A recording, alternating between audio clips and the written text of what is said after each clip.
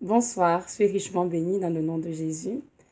Que le Seigneur Jésus-Christ vous accorde cette grâce de demeurer toujours dans sa présence et surtout de faire sa volonté. Je sais qu'en ce moment, il y a beaucoup de chrétiens qui luttent avec la volonté de Dieu, mais j'aimerais juste vous encourager à choisir de toujours faire la volonté de Dieu. Parce que c'est sa volonté qui va compter au final. Lorsque nous sommes à Christ, notre propre volonté, elle est morte, elle n'existe plus. Et parfois, c'est difficile de comprendre cela, mais c'est la vérité. Parce que Christ nous a rachetés au prix de sa vie et nous sommes sa propriété. Nous avons été créés par lui pour sa gloire, pour faire sa volonté et rien que sa volonté. Aujourd'hui, nous allons parler de la pensée de Christ. Donc, mon titre est Ayons la pensée de Christ afin d'accepter de faire des sacrifices pour nos frères et sœurs. Vous savez, dans la vie chrétienne, hein, il y a eu comme une progression, hein, comme une marche en escalier, je dirais. Donc, plus on avance le Seigneur, plus on se retrouve dans de nouvelles classes avec lui, on va nous apprendre de nouvelles choses. Et aussi, plus on grandit, plus on mature dans le Seigneur, plus les épreuves aussi vont avec en fin de compte. Donc, en ce moment de ma vie, je suis rendue vraiment un entre le Seigneur. Il me demande d'accepter de mourir à moi pour d'autres personnes. Vous savez, lorsque nous donnons notre vie au Seigneur, euh, on a tous dit, hein, Seigneur, merci pour ton sacrifice à Golgotha pour moi, Seigneur. Merci de nous avoir rachetés au prix de ton sang de ta vie. Merci de t'être humilié et d'être venu sur cette terre, hein, vraiment t'offrir comme sacrifice expiatoire pour nos péchés. Donc, chaque enfant de Dieu récite cela sûrement tous les jours parce qu'évidemment, moi je le fais tout le temps, tellement je suis reconnaissante au Seigneur. Vous voyez, Jésus qui s'est sacrifié pour nous. Mais quand le moment de nous sacrifier pour une personne, un frère, une sœur, ça peut être même notre famille, ça peut être pour un enfant, pour un époux, une épouse, bref, ou des parents, on se rend compte que c'est pas toujours évident pratiquement. Parfois, on le dit avec la bouche, Seigneur, je ferai tout pour toi, Seigneur, je donne toute ma vie, prends ma vie, fais de ma vie ce que tu veux.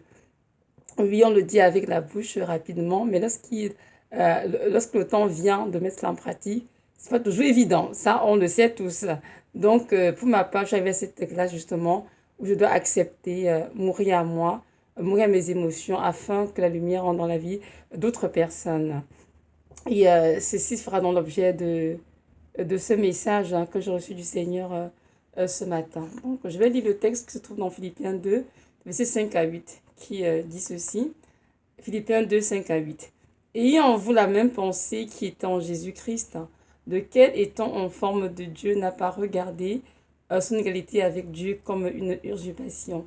Cependant, il s'est vidé de lui-même en prenant la forme d'esclave, en devenant semblable aux humains, et reconnu à son apparence comme un être humain, il s'est abaissé lui-même en se rendant obéissant jusqu'à la mort, même jusqu'à la mort de la croix.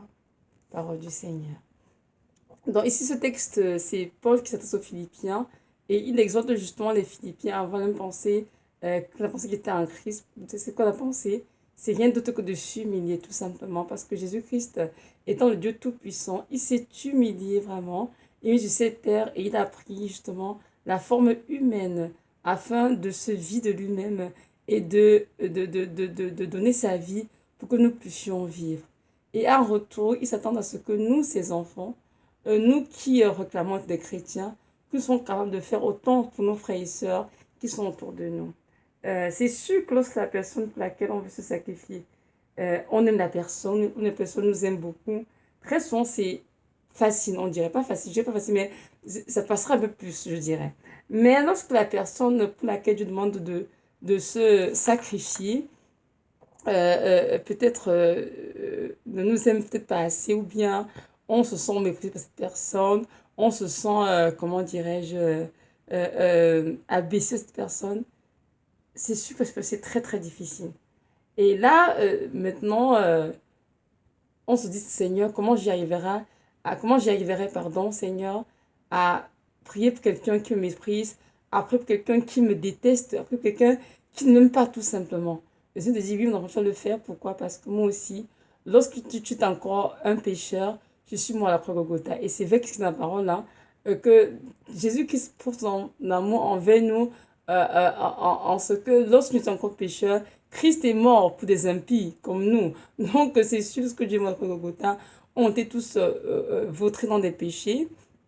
Et malgré cela, il nous a tellement aimés qu'il a donné sa vie pour nous. Et aujourd'hui, il nous demande en retour de faire autant pour nos frères et sœurs qui sont encore dans les ténèbres, mais que Dieu aimerait bien voir venir à sa lumière.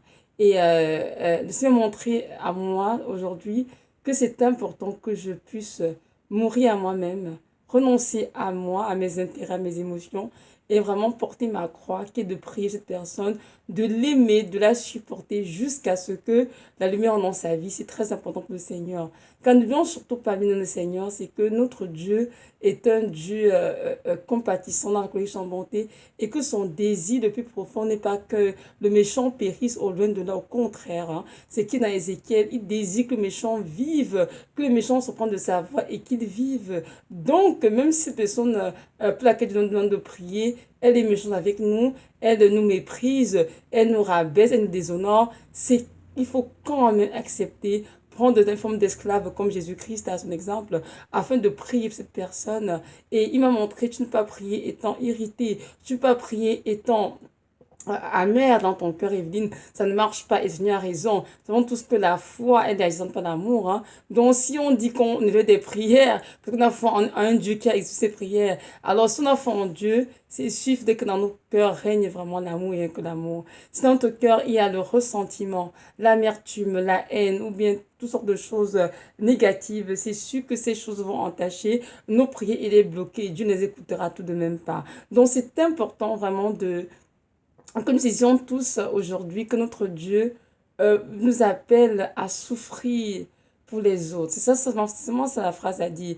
À souffrir pour les autres, à donner nos vies pour les autres. Et pour cela, c'est important que nous soyons armés de la pensée de Christ, qui est quoi? De s'humilier, de prendre la forme d'esclave afin que Dieu vraiment nous utilise comme il voudrait dans la vie de ces personnes qui nous entourent, afin de leur donner la lumière de Christ aussi. Parce que peu importe leurs erreurs, peu importe leurs fautes, peu importe les ténèbres qui les couvrent, notre Dieu désire qu'ils soient tous sauvés et qu'ils parviennent à la connaissance de la vérité. Il y a un texte dans 1 Jean 3, verset 15 à 16 qui se cite. 1 Jean 3, verset 15 à 16 dit ceci. Quiconque est son frère est un meurtrier. Et vous savez qu'aucun meurtrier n'a la vie éternelle demeurant en lui. Nous avons connu l'amour en ce qu'il a donné sa vie pour nous. Nous aussi, nous devons donner notre vie pour les frères. Parole du Seigneur. Et si Dieu nous invite hein, par le biais de l'apôtre Jean, de donner nos vies pour nos frères et de ne pas avoir la haine dans nos cœurs pour aucun frère, aucune sœur. Pourquoi? Parce que la haine est du diable et notre Dieu, il est amour, c'est qui est dans la parole. Donc, comme ses enfants, nous sommes supposés briller également, c'est vraiment par cet amour. Et que nos œuvres soient vraiment des œuvres qui glorifient notre Dieu et non le monde des ténèbres. Moi, je sais que dans ma vie, euh, j'ai vécu beaucoup de choses très, très difficiles, beaucoup de trahison, beaucoup de mépris, beaucoup de choses méchantes, je dirais en général. Pas pour dire que je suis une personne meilleure, loin de là. Non, moi aussi, j'ai fait vraiment du tort à beaucoup de gens. Et c'est sûr qu'il y a des moments de repentance, des moments de se ressaisir. Mais c'est sûr que ce qui m'a toujours le plus dérangé, c'est d'accepter justement, de mourir hein, pour les autres. Ça, c'est pas toujours évident. Mais notre Dieu m'a enseigné que c'est important de comprendre que l'épouse de Christ doit accepter souffrir pour le Seigneur. L'époux de Christ doit mettre de côté ses intérêts personnels et afin de prendre en compte uniquement les intérêts de Jésus-Christ. Et pour cela, il faut se revêtir d'humilité. Il faut accepter, prendre la forme d'esclave comme il a pris sur terre, afin d'accomplir vraiment sa volonté dans nos vies. Car chacun d'entre nous a une mission ici sur terre et notre but à tous les jours, c'est de faire la volonté de notre Dieu, de faire vraiment ce qui glorifie son nom. Je vais raconter une petite histoire. J'ai entendu l'histoire d'une femme d'un certain âge et elle me disait, pardon, par le passé, elle avait connu une famille avec qui elle était en bonne relation, mais ils ont eu des problèmes. Je ne sais pas de quelle nature, mais c'était vraiment tellement grave. Et la famille l'a beaucoup méprisé. La famille l'a vraiment comme rejeté complètement. Et le temps est passé, elle n'était plus en contact avec cette famille. Et un jour, elle était en train de prier. Et le Seigneur lui dit, j'aimerais, s'il te plaît, Ruth, j'aimerais que tu ailles dans tel hôpital, prier pour tel bébé qui vient de naître, afin de lui donner la vie que je te donnais enfin, que je donnais à cet enfant par toi, pas tes mains, lui imposer les mains. Et là, elle devait se dire que non, sûrement peut-être ce sont des esprits, c'est Dieu qui lui parle et tout, et toi, c'était Dieu. Et je dis, Seigneur, mais ça fait des années, je ne parle même plus, Seigneur, c'était fini, vraiment, je suis dans son coin. Et puis, et elle a commencé à se souvenir de comment cette famille l'avait traité par le passé. Et je lui a dit que non, c'est moi qui t'envoie. J'aimerais, s'il te plaît, que tu ailles dans cet hôpital, imposer des mains à cet enfant, afin que cet enfant vive. Et elle dit que c'était très dur pour elle. Parce qu'elle s'est mise à penser tout ce qu'il lui avait dit, tout ce que sa famille avait fait et tout. Elle s'est mise à pleurer parce qu'elle n'avait pas de force pour le faire. C'était trop dur ce que tu lui demandais. Et que son lui a dit, s'il te plaît, fais-le. Pas pour eux, mais pour moi. Pour ton Seigneur, parce que tu m'aimes. Si tu n'y vas pas, cet enfant-là, elle mourra. La petite fille mourra. Et elle a dit, c'est comme ça qu'elle a prié. Tu l'as fortifiée. Et là, voilà qu'elle débarque de l'hôpital. Et lorsqu'elle arrive à l'hôpital, évidemment, quand les membres de la vie de famille la voient, c'est comme, qu'est-ce qu'elle vient faire ici? Chacun qui d'avoir son de relation. Et elle a seulement dit, bonjour, je suis venue parce que Jésus-Christ m'a envoyé prier pour votre bébé. Donc, évidemment, on l'a laissé entrer dans l'unité néonatale, sauver l'enfant. Elle est partie. Elle a donc imposé des mains au bébé. Et quelques heures après, le bébé qui était mourant, il n'y a plus d'espoir. Le bébé a retrouvé la vie. Aujourd'hui, elle vit encore. Elle est une jeune fille aujourd'hui. Et elle me racontait cet après-midi, vois-tu, il vit dans la vie. Parfois, Dieu nous demande des choses très difficiles à faire. Des choses douloureuses, mais il faut quand même les faire. Pas pour nous, mais pour Jésus-Christ, parce que nous l'aimons. Pourquoi? Parce que notre chair ne voudra pas le faire. Notre chair veut juste se venger ou bien souhaite peut-être des choses contre l'esprit. Mais ils ont tout comprendre que le combat du chrétien est constant de maintenir sa chair assujettie à l'esprit, c'est-à-dire de marcher son esprit dans son chair. Donc elle, cette dame Ruth, elle a choisi de marcher son esprit dans son chair. Elle a obéi au Seigneur. Et dans cet hôpital, elle a imposé la main à ce petit bébé et il a retrouvé la vie. Et ça, c'était un grand et un beau miracle.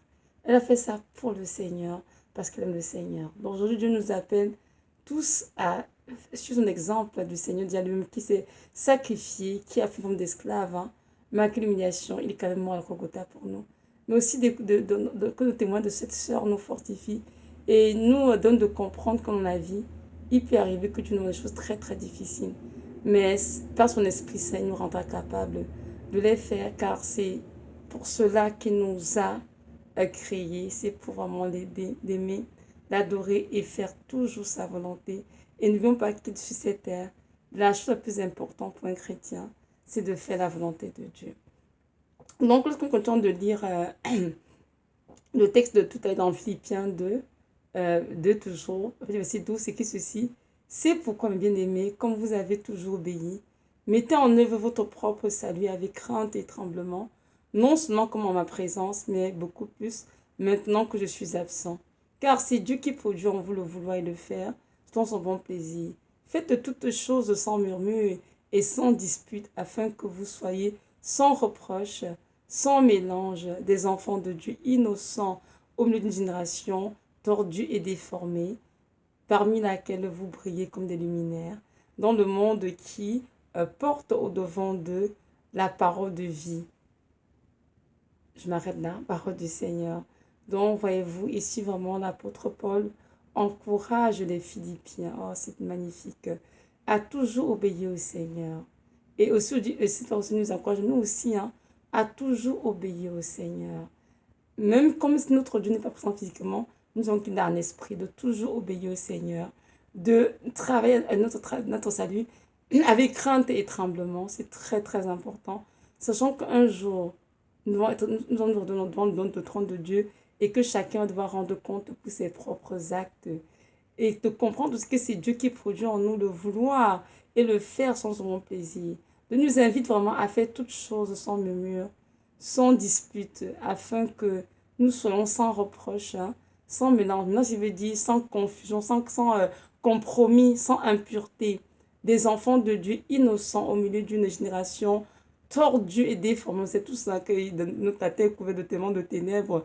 Beaucoup de gens sont tordus parce qu'ils vivent sans vanité la parole de Dieu, parmi laquelle vous brillez comme des luminaires dans le monde. Donc, nous sommes appelés à briller comme des luminaires dans le monde. Nous devons avec la parole que le chrétien est la lumière du monde, hein, de celle de la terre. Donc, c'est important qu'en tant que chrétien, que nous puissions choisir vraiment de briller par nos œuvres.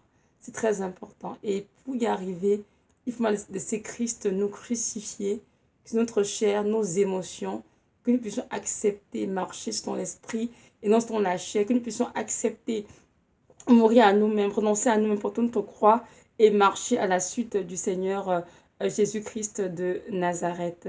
Notre Dieu nous appelle tous à prendre cette forme d'esclave et évidemment, quand je parle de forme d'esclavage, c'est vraiment plus spirituel, hein, parlant. Pas pour dire que dans la vie, il faut se laisser écraser les autres, se faire détruire par les autres, ou bien se laisser se faire abuser. Non, non, ça n'a rien à voir. Autre, ça n'a absolument rien à voir. Et si prendre la forme d'esclave, c'est vraiment s'humilier, vous comprenez? Vraiment dans notre cœur, de comprendre que nous avons un Dieu puissant, un Père qui nous aime, et que nous ne sommes pas ses égaux, mais vraiment ses enfants, et de prendre vraiment, comment dirais-je, plutôt la place d'un enfant, et c'est ça en fait, auprès de Dieu, pour pouvoir laisser Dieu nous utiliser pour faire ce qu'il veut dans la vie des autres. C'est ça que je danse aux autres, que je parle et tout. Je vais juste te corriger parce qu'il faut pas qu'on pense que j'en te dis qu'il faut te laisser écraser, abuser, déterrer. Non, non, non, non. Rien à voir. Ça, c'est autre chose. Ça, c'est vraiment les abus. C'est plutôt le péché. Ça n'a rien à voir et tout. Donc, c'est ça. Donc, juste pour dire que notre Dieu, plus on marche avec lui, plus on grandit, plus il nous demande des choses qui sont très, très exigeantes. Et il va falloir laisser de côté notre fierté, notre ego et vraiment prendre cette forme d'esclave, c'est-à-dire être humble, hein, et accepter de le faire. Pourquoi? Parce qu'on aime Jésus-Christ de Nazareth. Moi, je prie en ce moment beaucoup pour qu'il me donne cette grâce de vraiment obéir à tout ce qu'il me demandera. Peu importe ce que ça me coûtait, mais que je puisse m'assurer que ce que je de faire dans sa volonté et qu'il est vraiment dans la joie de me voir faire ce qu'il attend de moi. Et c'est pas toujours facile. Il y a des jours, je me réveille, je te fais tout flamme, oui, ça que je fais. Des jours aussi, je me réveille vraiment pas dans mon assiette. C'est le moment de dire, mais Seigneur, cette personne a fait telle chose, Seigneur. Et comment est-ce qu'elle peut me traiter comme ça, Seigneur? Et tu que je prie pour cette personne et tout. Elle se me dit toujours, non, Evelyne, ne fais pas comme Jonas.